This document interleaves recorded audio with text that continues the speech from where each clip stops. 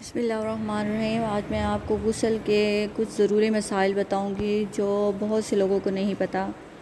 غسل فرض کی ادائیگی کے لیے خوب منہ بھر کر حلق تک پانی لے جا کر کلی کرنا، اور جہاں تک ناک کا نرم حصہ ہے وہاں تک پانی پہنچانا اور کان میں پانی پہنچانا فرض ہے۔ اور اس کے بعد غسل کرتے وقت شروع میں جب بڑا استنجا کرتے ہیں تو کھل کر بیٹھنا چاہیے تاکہ جہاں تک پانی چلا جائے، ہو سکتا ہے جہاں تک پانی جائے اچھا ہے۔ ایسے ہی عورت اپنے مقام خاص کی خال میں پانی پہنچائے ورنہ غسل نہیں ہوگا۔ اور عورتیں جو نتھ اور بالیوں کے سوراخوں میں بھی یہ خوب خیال کریں کہ ان کا پانی پہنچنا چاہیے۔ اگر پانی نہ پہنچا تو غسل نہیں ہوگا۔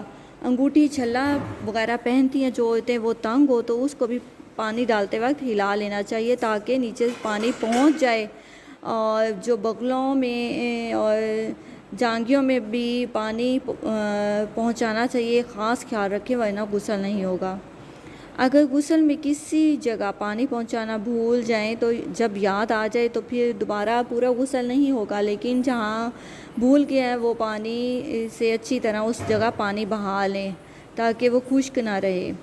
اور اگر ناخن میں، جیسے عورتیں آٹا گوندھتی ہیں، ناخن میں پھنس جاتا ہے، وہ بھر کر سوکھ گیا، پھر وضو اس نے کیا، غسل کیا اور پانی اندر پہنچ گیا تو وہ غسل ہو جائے گا، ورنہ اگر نہیں پانی پہنچا تو غسل نہیں ہوگا۔ تو اس کو نکال کر پھر ہاتھ دھو دیں۔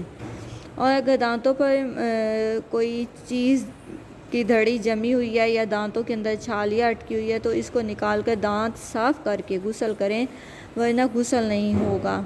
اور جو آج کل رواج ہے بہت زیادہ نیل پالش کا، اور عورتوں کو نہیں پتہ، وہ ایسے ہی وضو کر رہی ہوتی ہیں اور ایسے ہی نماز پڑھ رہی ہوتی ہیں اور ان کو نہیں پتہ کہ اس سے بندہ پاک نہیں ہوتا۔ نیل پالش جو اس کے نہ غسل ہوتا ہے اور نہ اس سے وضو ہو سکتا ہے، کیونکہ یہ رنگ نہیں ہے بلکہ یہ ایک گاڑی چیز ہے جس کے اندر اگر لگائیں تو ناخنوں تک پانی نہیں پہنچتا۔ تو اس چیز کا خاص خیال رکھیں کہ اگر ہم پالش عورتیں لگاتی ہیں، اس چیز کا خیال نہیں رکھتی کہ ہماری زندگی اور موت کا آج کل بھروسہ نہیں ہے۔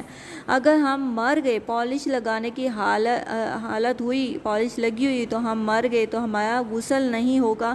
تو اللہ پاک ہم سب کو ہدایت دے اور اس چیز کا ہم خاص خیال رکھیں۔